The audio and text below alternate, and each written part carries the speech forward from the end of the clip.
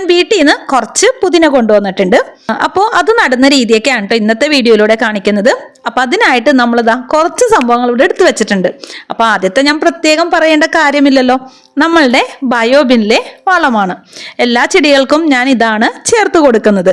നമ്മളുടെ മണ്ണൊക്കെ ഒന്ന് ലൂസാവാനായിട്ട് വളരെ നല്ലതാണ് കേട്ടോ. ഇതാ കണ്ടില്ലേ, അത്യാവശ്യം നല്ലപോലെ പൊടിഞ്ഞാണ് വന്നിരിക്കുന്നത്. അപ്പോൾ ഈ ഒരു ബയോബിനിലെ വളം ചേർക്കുന്നതുകൊണ്ടുള്ള ഗുണങ്ങൾ ഞാൻ പിന്നെയും എടുത്തു പറയേണ്ട കാര്യമില്ലല്ലോ. ഇനി അടുത്തത് എടുത്തിരിക്കുന്നത് ഇത് എല്ലുപൊടിയും വേപ്പിൻ പിണ്ണാക്കും അതേപോലെ തന്നെ കപ്പലണ്ടി പിണ്ണാക്ക്, ഇവ മൂന്നും കൂടി മിക്സ് ചെയ്തിട്ടുള്ളതാണ് കേട്ടോ. ഇത് രണ്ടും മണ്ണിൽ ചേർത്തിട്ടാണ് നമ്മളുടെ ചെടി നമ്മൾ ഒരുക്കുന്നത്. അപ്പോൾ പലരും പറയാറുണ്ട് പുതിന നട്ട് കഴിഞ്ഞാൽ പിടിക്കില്ല, പെട്ടെന്ന് തന്നെ ഉണങ്ങിപ്പോകുന്നു, കിളിർത്ത് വരുന്നില്ല എന്നൊക്കെ. അപ്പോൾ ഇന്നത്തെ വീഡിയോയിൽ ഞാൻ കറക്റ്റായിട്ട് എങ്ങനെയാണ് നടുന്നതെന്നൊക്കെ ഉള്ളതൊന്ന് പറയുന്നുണ്ട് കേട്ടോ. അപ്പോൾ ഞാനിതൊക്കെ ഇരുന്ന് ചെയ്യുമ്പോൾ നമ്മുടെ ലവ് ബേർഡ്സ് നോക്കിക്കൊണ്ടിരിക്കുന്നുണ്ട് കേട്ടോ, എന്താ ചെയ്യുന്നതെന്നുള്ളത്. അല്ലാന്നുണ്ടെങ്കിൽ ഭയങ്കര ഒച്ചമ്പാളമായിരിക്കും. നമ്മൾ എന്തെങ്കിലും ചെയ്യുന്ന കണ്ടു തന്നെ ഇതിങ്ങനെ ശ്രദ്ധിച്ചുകൊണ്ടിരിക്കും കേട്ടോ. ലവ് ബേർഡ്സിനെ ഇങ്ങനെ കാണുമ്പോൾ നമുക്ക് ആകെ ഒരു ശ്വാസം മുട്ടൽ പോലെ തോന്നുന്നുണ്ടോ? കംപ്ലീറ്റ്ലി നെറ്റ് വെച്ച് അടച്ചിരിക്കുകയാണ് കേട്ടോ. സത്യം പറഞ്ഞാൽ പൂച്ചേനെ പേടിച്ചിട്ടാണ് ഞാൻ ഇങ്ങനെ അടച്ചു വെച്ചിരുന്നെങ്കിലും പാമ്പാണ് ഇതിൻ്റെ ഉള്ളിൽ കയറിയ കേട്ടോ. ഇപ്പോഴൊന്നും അല്ല കേട്ടോ, ഏകദേശം ഒരു 2 മാസമൊക്കെ ആയിട്ടുണ്ട് കേട്ടോ. ഞാൻ താഴെ മാത്രമാണ് ഈ ഒരു നെറ്റ് കൊണ്ട് അടക്കാതിരുന്നത്. ഇപ്പൊ അതും ചെയ്തിട്ടുണ്ട് കേട്ടോ. ഒരു കിളിയെ നഷ്ടമായിട്ടുണ്ട്. അപ്പോൾ അതുകൊണ്ട് എന്താ ഉണ്ടായിരുന്നെന്ന് വെച്ച് കഴിഞ്ഞാൽ ഏറ്റവും അടിയിൽ മാത്രമാണ് നെറ്റ് അടിക്കാതിരുന്നത്. ഞാൻ അതും കൂടി അങ്ങോട്ട് ഫില്ല് ചെയ്തിട്ടുണ്ട്. ഇനിയിപ്പോൾ ഏത് വഴിക്കാണ് പാമ്പ് കയറണേന്നൊന്നും അറിയണമല്ലോ. അപ്പൊ നമ്മളുടെ വളങ്ങളൊക്കെ റെഡിയാക്കി എടുത്തിട്ടുണ്ട് കേട്ടോ. ഇനിയിപ്പോൾ അടുത്തത് എന്താ ചെയ്യുന്നതെന്ന് വെച്ച് കഴിഞ്ഞാൽ നമ്മൾ കുറച്ച് മണ്ണ് എടുത്ത് വെച്ചിട്ടുണ്ട്. നമ്മളുടെ ചെടിച്ചട്ടികളിൽ ഉണ്ടായിരുന്ന വെച്ച മണ്ണ് തന്നെയാണ്. അപ്പോൾ അതിൽ കുറച്ച് കല്ലും കട്ടയൊക്കെ ഉണ്ട് കേട്ടോ. അതായത് ഏറ്റവും അടിയിൽ ആ ഹോളിന്റെ താഴെ ഞാൻ കുറച്ച് മെറ്റലൊക്കെ ഇട്ട് കൊടുക്കാറുണ്ടായിരുന്നേ. അപ്പോൾ അതൊക്കെ ഒന്ന് എടുത്ത് കളയുന്നുണ്ട്. അപ്പോൾ അത്യാവശ്യം എല്ലാം എടുത്ത് കളഞ്ഞിട്ടുണ്ട് കേട്ടോ. മണ്ണ് ക്ലീൻ ആയിട്ടുണ്ട്. ഇനിയിപ്പോൾ നമുക്ക് മണ്ണ് ഫില്ല് ചെയ്യാനായിട്ട് തുടങ്ങാം. ഞാൻ 3 ചട്ടിയാണ് കേട്ടോ എടുത്തിരിക്കുന്നത്. ഇത് ഹാങ്ങിങ് ചെയ്യുന്നതാണ്. അപ്പോൾ ഒന്ന് ഹാങ് ചെയ്തിടാമെന്നും വിചാരിച്ചിട്ടുണ്ട്. ഞാൻ മുമ്പ് ഹാങ് ചെയ്തും ഇട്ടിട്ടുണ്ടായിരുന്നു കേട്ടോ. അപ്പോൾ നമുക്ക് ആദ്യം മണ്ണൊന്ന് നിറച്ചു കൊടുക്കാം. ഒരു 1/4 ഭാഗത്തോളം മണ്ണ് അങ്ങോട്ട് ഫില്ല് ചെയ്യാം കേട്ടോ. ഇത്രത്തോളം എടുത്തിട്ടുണ്ട്. ഇത്ര തന്നെ മതിയാവും. ഇനിയിപ്പോൾ നമുക്ക് വളങ്ങൾ ചേർത്ത് കൊടുക്കാം. ആദ്യം തന്നെ ബയോബിനിലെ വളമാണ് ചേർത്ത് കൊടുക്കുന്നത്. അത് അത്യാവശ്യം, അതായത് നമ്മൾ മണ്ണൊന്ന് മിക്സ് ചെയ്യുമ്പോൾ ഒന്ന് ലൂസാവുന്ന രീതിയിൽ നമുക്കത് ബയോബിനിലെ വളം കൊടുക്കാം കേട്ടോ. അതിൽ നിന്നും വളരെ കുറച്ച് മാത്രമാണ് നമ്മൾ എല്ലുപൊടി മിക്സ് എടുക്കുന്നത്. അത് വളരെ കുറച്ച് മാത്രം മതി. ഇനിയിപ്പോൾ ഇതങ്ങോട്ട് എല്ലാം കൂടി ഒന്ന് മിക്സ് ചെയ്തെടുക്കാം കേട്ടോ. അപ്പോൾ എല്ലാം കൂടി ഒന്ന് മിക്സ് ആക്കി എടുത്തിട്ടുണ്ട് കേട്ടോ. അപ്പോൾ ഇത്രത്തോളം മതിയാവും കേട്ടോ.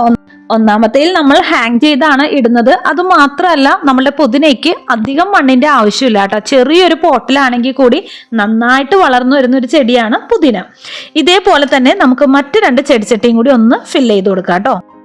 കടയിൽ നിന്നും വാങ്ങിക്കുന്ന പുതിനയിൽ ഒരുപാട് കീടനാശിനികൾ അടിച്ചിട്ടുണ്ടാവും. അത് നമ്മുടെ ശരീരത്തിന് അത്ര നല്ലതൊന്നും അല്ലല്ലോ. അപ്പോൾ ഇതേപോലെ ചെറിയ രീതിയിൽ നമുക്ക് പുതിന നട്ടുപിടിപ്പിക്കാവുന്നതാണ്. പുതിന മാത്രമല്ല കേട്ടോ, തക്കാളി, പച്ചമുളക്, വഴുതന, വേപ്പില, ഇതേപോലെ നമുക്ക് പറ്റുന്ന രീതിയിൽ ചെറിയ ചെറിയ കൃഷികൾ നമുക്ക് ചെയ്യാവുന്നതാണ്. പിന്നെ ഈ ഒരു പുതിനയിലയുടെ ഗുണങ്ങൾ ഞാൻ പ്രത്യേകം പറയേണ്ട കാര്യമില്ലല്ലോ. നമ്മൾ കുടിക്കുന്ന ചായയിലും അതേപോലെ തന്നെ ബിരിയാണിയിലും ഒക്കെ നമുക്ക് ചേർക്കാവുന്നതാണ്. നമ്മളുടെ ദഹനത്തിന് വളരെ നല്ലതാണ് ഈ ഒരു പുതിനയില. നല്ല തിളപ്പിച്ച പുതിനയില ഇട്ട വെള്ളം ഒന്ന് കുടിച്ചു നോക്കൂ, വളരെ നല്ലതാണ് കേട്ടോ നമ്മളുടെ ശരീരത്തിന്. ഞാൻ ഇത് ഇവിടെ സ്ഥിരമായിട്ട് ചെയ്തിരുന്ന വെച്ചാണ് കേട്ടോ. അതുകൊണ്ടാണ് ഞാൻ പറയുന്നത്. ഞാൻ മുമ്പ് ഇതേപോലെ ഹാങ്ങിങ് ആയിട്ട് നട്ടുപിടിപ്പിച്ചിട്ടുണ്ടായിരുന്നു. അപ്പം നമ്മൾ വീട്ടിൽ ബിരിയാണിയോ നെയ്ച്ചോറോ ഒക്കെ ഉണ്ടാക്കുന്ന സമയത്ത് അത് കഴിച്ചു കഴിയുമ്പോൾ ഇതേപോലെ പുതിന ടീ കുടിക്കുമായിരുന്നു കേട്ടോ. നല്ലൊരു റീഫ്രഷിംഗ് ആണ്. പിന്നെ ഒരു പ്രാവശ്യം നട്ട് കഴിഞ്ഞാൽ പിന്നെ പുതിന അങ്ങനെയൊന്നും പെട്ടെന്ന് പോവില്ല കേട്ടോ. ഇനിയിപ്പോൾ ഉണങ്ങിപ്പോയാൽ പോലും നമ്മൾ വെള്ളമൊക്കെ ഒന്ന് ഒഴിച്ചു കൊടുക്കുകയാണെങ്കിൽ അതിൻ്റെ തണ്ടിൽ നിന്നും കിളിർത്ത് വരും കേട്ടോ. അത് ഞാൻ കാണിച്ചു തരാം. അതേപോലെ നമ്മൾ ഇതിൻ്റെ കട്ടിങ്സ് എടുക്കുന്നതിനനുസരിച്ച് ഇതിങ്ങനെ വളർന്നുകൊണ്ടേയിരിക്കും. പിന്നെ നമ്മൾ ശ്രദ്ധിക്കേണ്ട കുറച്ച് കാര്യങ്ങളുണ്ട്. അത് ശ്രദ്ധിച്ചാൽ മാത്രം മതി. എത്ര ചെറിയ പോട്ടിലാണെങ്കിൽ പോലും നമുക്ക് പുതിന നട്ട് വളർത്താം. ഇതേപോലെ മണ്ണിലല്ലെങ്കിൽ നമുക്ക് വെള്ളത്തിലിട്ട് വേര് പിടിപ്പിച്ചതിന് ശേഷവും നമുക്ക് പുതിന നട്ടുപിടിപ്പിക്കാം കേട്ടോ. അപ്പോൾ നമ്മളുടെ മണ്ണൊക്കെ ഇവിടെ സെറ്റ് ആയിട്ടുണ്ട്. ഇനിയിപ്പോൾ നമുക്ക് പുതിന നടാനായിട്ട് തുടങ്ങാം കേട്ടോ. ഇതാ നോക്കിയേ, ഇത് അത്യാവശ്യം നല്ല ലെങ്തിൽ പോയിരിക്കുന്ന പുതിനയാണ്. ഇത് എൻ്റെ ഉമ്മച്ചി വീട്ടിൽ വളർത്തിയതാണ് കേട്ടോ. അതിൻ്റെ ഒരു ലീഫിൻ്റെയൊക്കെ ഒരു വലിപ്പം കണ്ടോ, നല്ല ഹെൽത്തി ആയിട്ടാണ് നിൽക്കുന്നത്. അപ്പോൾ നമ്മൾ ശ്രദ്ധിച്ചു കഴിഞ്ഞാൽ ഇതേപോലെ ഇതിലും ഭംഗിയായിട്ട് നമുക്ക് പുതിന വീട്ടിൽ തന്നെ ഉണ്ടാക്കിയെടുക്കാൻ പറ്റുന്നതാണ്.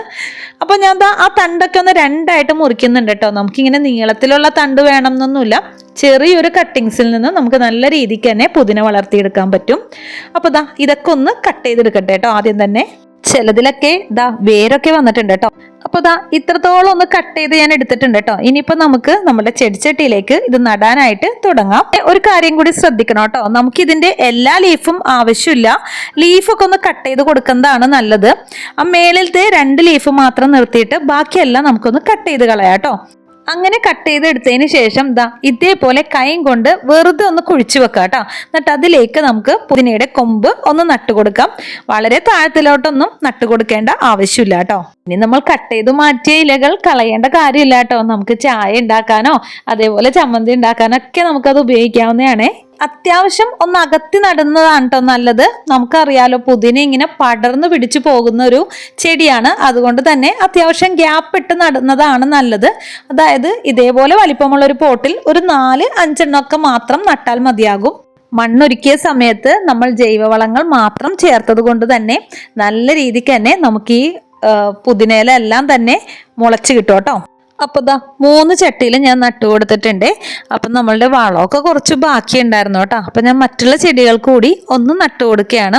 അപ്പോൾ എൻ്റെ ചെടിച്ചട്ടികളൊക്കെ കണ്ടറിയാൻ പറ്റും, ഞാൻ വളരെ കുറച്ച് മാത്രമാണ് മണ്ണ് ചേർക്കുന്നത്.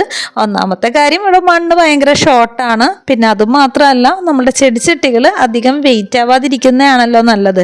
അതുമാത്രമല്ല, ബയോബിലിനെ വളമൊക്കെ ചേർത്ത് കഴിയുമ്പോൾ കുറച്ചും കൂടി വായുസഞ്ചാരമൊക്കെ ഉണ്ടാവും. നമ്മൾ ഒഴിക്കുന്ന വെള്ളമൊക്കെ പെട്ടെന്ന് തന്നെ വാർന്നു പോവും, ചെടികൾക്ക് നല്ലതാണ്.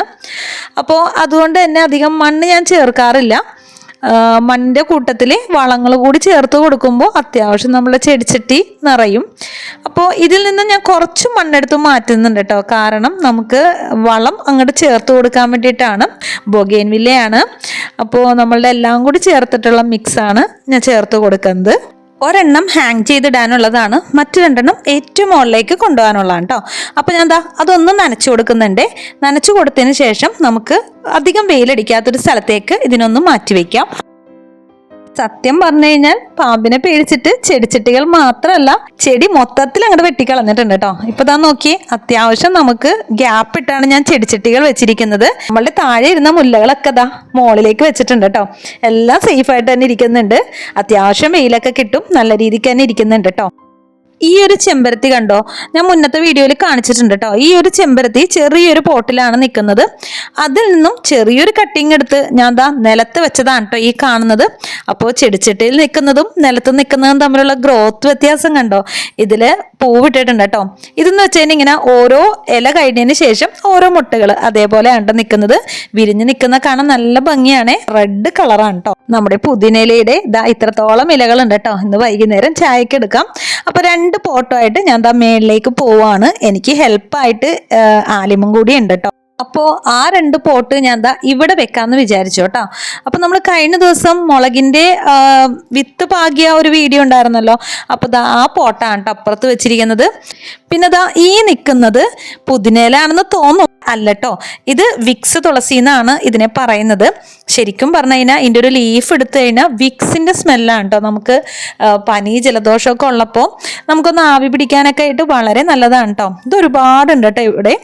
ഇതേപോലെ തന്നെയാണ് പുതിനയില നിന്നിരുന്നേച്ചത്, പക്ഷെ അത് എൻ്റെ നിന്ന് നശിച്ചു പോയതാണ്. ഇതിൻ്റെ ഒരു ഇല എടുത്ത് നോക്കുമ്പോൾ തന്നെ നോക്കിയ 2 ഒരേപോലെ ഇരിക്കുന്നത്, പക്ഷേ 2ഉം സ്മെല്ല് വ്യത്യാസമുണ്ട് കേട്ടോ. സ്മെല്ല് നോക്കുമ്പോഴാണ് നമ്മൾ കറക്റ്റായിട്ട് വ്യത്യാസം അറിയുന്നത്. മുളക് തൈ ഒരെണ്ണം ഉണ്ട് ആകെ മുളച്ച് വന്നിരിക്കുന്നത്. പിന്നെ നമ്മൾ വിത്തിട്ടിട്ടല്ലേ ഉള്ളൂ.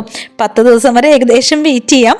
വിക്സ് തുളസി അവിടെ മാത്രമല്ല കേട്ടോ. നോക്കി, ആലിമിൻ്റെ പഴയൊരു ബാത്തബാണ് കേട്ടോ. അതിൽ ഞാൻ ഇഞ്ചി നട്ടിട്ടുണ്ടായിരുന്നേ. അതിൻ്റെ കൂട്ടത്തിൽ 2 തണ്ട് കൊണ്ടുപോയി നട്ടതാണ് കേട്ടോ. നോക്കി, ഇപ്പം അതിൻ്റെ വലിപ്പം നോക്കിയേ.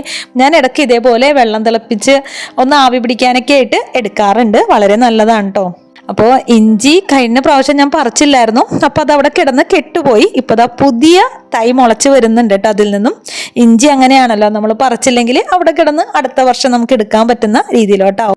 ഞാൻ നേരത്തെ പറഞ്ഞില്ലേ, ഞാൻ ഇതേപോലെ ഹാങ് ചെയ്ത് ഇടുന്ന പോട്ടിൽ നട്ടിട്ടുണ്ടായിരുന്നു.